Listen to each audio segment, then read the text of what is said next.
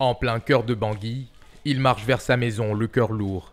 Alors que Jean-Pierre Bemba est de retour à Kinshasa, les victimes de son ex-milice en Centrafrique, comme Herman, n'ont rien oublié. Il se souvient encore du jour où sa mère et lui ont croisé les miliciens à Bagnolengue, auteur d'exactions entre 2002 et 2003. Elle a reçu des coups de gifle et moi également. Parce qu'on leur avait dit qu'on n'avait rien et quand ils ont trouvé des sous sur nous, la maman a été passée au tabac ainsi que moi.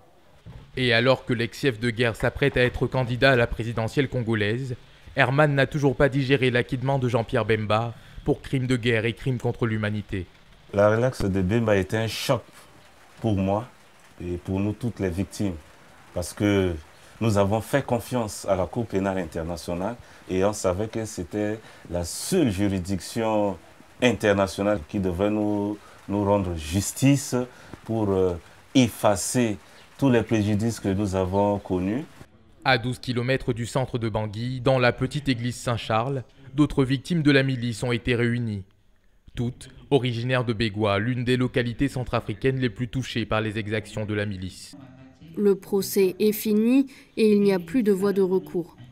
Pour les 5200 victimes recensées dans le pays, commence une nouvelle bataille autour du fonds d'aide débloqué par la CPI. Son directeur a fait le déplacement pour tenter de calmer les attentes sur ce long processus d'indemnisation. Le conseil de direction a pris la décision de ne pas lâcher les victimes qui sortent de cette affaire.